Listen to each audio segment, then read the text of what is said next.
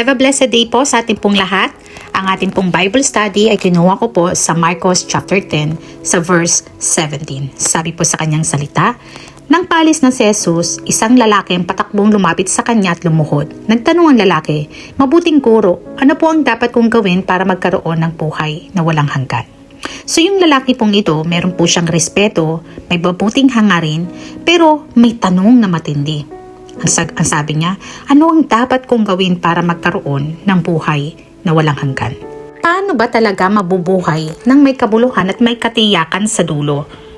So, ang ating pong title, What's Your Flex? Unfollow the world, following Jesus hits different. Isang bagay na gusto kang i-flex ngayon.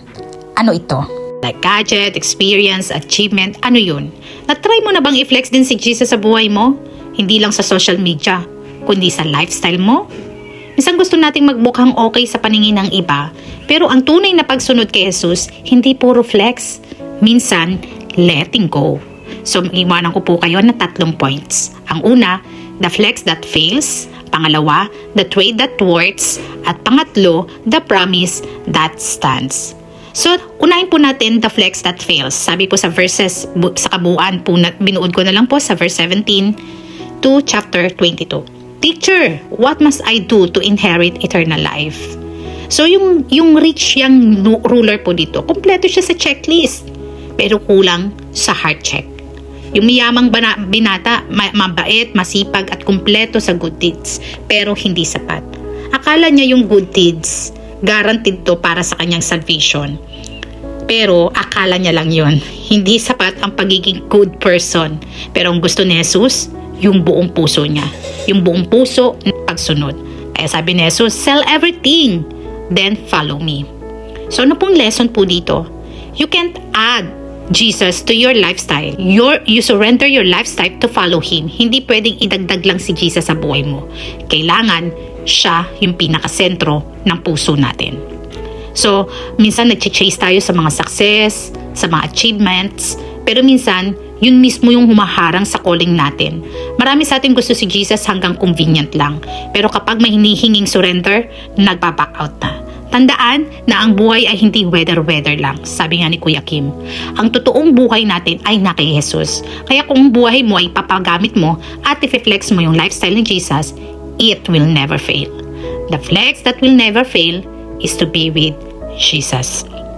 Pangalawang points po natin, the trade that's worth. Sabi po sa verses 23 to 27, sa kabuuan po, with man, this is impossible, but not with God. Mahirap sumuko sa mga security blankets natin, tama po? Doon sa mga comfort zone, sa pera, sa image, sa lifestyle. Pero yung tunay na impossible trade ay yung ginawa ni Jesus sa krus. Ang ginawa ni Jesus ay hindi lang kapayapaan, kundi magkaroon talaga tayo ng totoong buhay. Kaya itirahin mo na yung mga hatred, yung mga resentment, doubts, worries, fears, yung comfort zone, o yung unforgiveness at mga bagay o pangyayari na hindi mo kontrolado. Recently lang may naging isang pasaway na bata na itago natin sa pangalan na Kikay. Inimbitahan siya sa isang birthday party ng kaibigan niya. At nang tinawag ang pangalan niya, ayaw niyang pumunta dahil may galit at tampo siya sa kanyang nanay. Pero kalaunan, pumunta at lumakad din siya sa harapan kahit may masama ang loob at umiiyak. Maya-maya, lumapit ang bata sa nanay at humingi ng sorry. Sinabi ni nanay, sige, kumanta ka na gamit mo ang sorry. At tumawit yung bata. Sorry nanay, hindi ko nagagawin. Sorry nanay, hindi ko nagagawin. Sorry nanay, hindi ko nagagawin. Hindi ko na gagawin. At sobrang natuwa ang nanay. So kung ganoon yung ating attitude, lalo na sa harapan ng Panginoon, kung yung nanay natuwa, how much more si Jesus kapag tayo ay nilelet go natin yung mga bagay at pinipili na maging isang mabuting anak ng Diyos. What we lose for Christ, we gain in freedom and peace.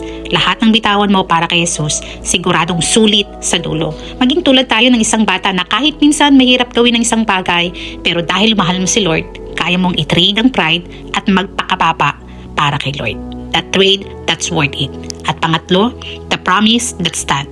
Sabi po sa verses 28 to 31, many who are first will be last, and the last first. So, si Peter flexes, "We left everything, Lord."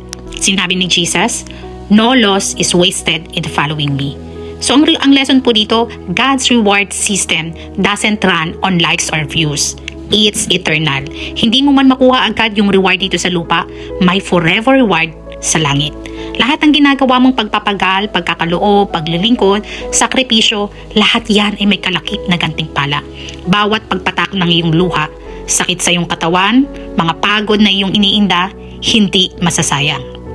Remember, sinabi po sa Santiago chapter 1 verse 12, "Mapalad ang taong nananatiling matatag sa kabila ng mga pagsubok, dahil pagkatapos niya mapagtagumpayan ang mga ito, tatanggapin niya bilang gantimpala ang buhay na walang hanggan na ipinangako ng Diyos sa mga nagmamahal sa Kanya." So ang application po natin, how to unfollow the world? First, audit your heart. I-ask mo ang sarili mo, ano ba yung mga bagay na hindi mo mabitawan para kay Lord? Pangalawa, shift your value system. I-stop mo yung mga measuring success by likes, sa mga promotions, or even sa yung bank accounts.